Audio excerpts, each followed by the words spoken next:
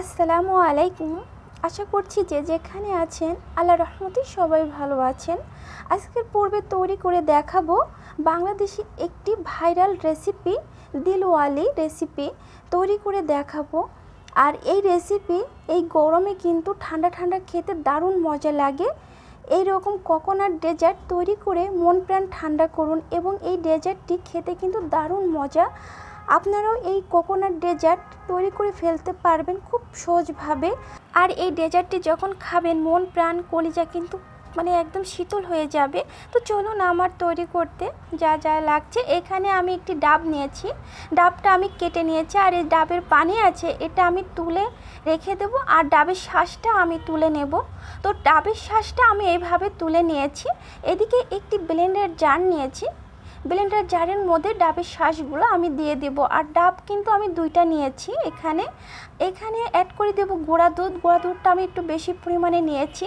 আর add করে দেব condense milk, আর add করে দেব ডাবের পানি। দিলওয়ালি তৈরির সময় যদি গুঁড়া দুধ এবং কনডেন্স মিল্ক যদি বেশি পরিমাণে দেওয়া থাকে তাহলে দ্বিগুণ স্বাদটা বেড়ে যায়। তো আমি এইভাবে স্মুথ করে ব্লেন্ডার করে নিয়ে এসেছি। ব্লেন্ডার কিন্তু স্মুথ করে ব্লেন্ডার করতে হবে, একটা ক্রিমি ক্রিমি ভাব এমন করে এই দিলওয়ালিটা ব্লেন্ডার করে নিতে হবে। তো এদিকে আমি যে ডাবটা রেখেছিলাম এর মধ্যে আমি দিয়ে দিচ্ছি এই দিলওয়ালি ক্রিমটা। তো দেখেন কত সুন্দরভাবে আমার এই দিলওয়ালি তৈরি হয়ে গেল। আমি একটু চামচের সাহায্যে দেখাচ্ছি, দেখেন কত সুন্দর হয়েছে। আর এখন আমি এর মধ্যে অ্যাড করে দেব পেস্তা বাদাম কুচি এবং অ্যাড করে দেব কিছু কাজু বাদাম কুচি দিয়ে আমি ডেকোরেশন করে নিচ্ছি। আর এই দিলওয়ালি কিন্তু ঠান্ডা ঠান্ডা পরিবেশন করতে দারুণ মজা লাগে।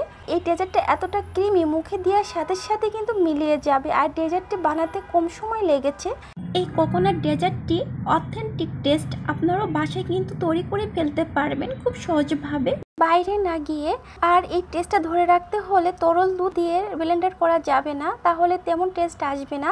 আর এই ডেজার্ট ঠান্ডা ঠান্ডা খেতে কিন্তু দারুণ মজা লাগে। ভিডিওটি ভালো লাগলে আমার চ্যানেলটাকে সাবস্ক্রাইব করে নেবেন। আজ এই পর্যন্ত, সবার জন্য দোয়া রইল। আল্লাহ হাফেজ, আসসালামু আলাইকুম।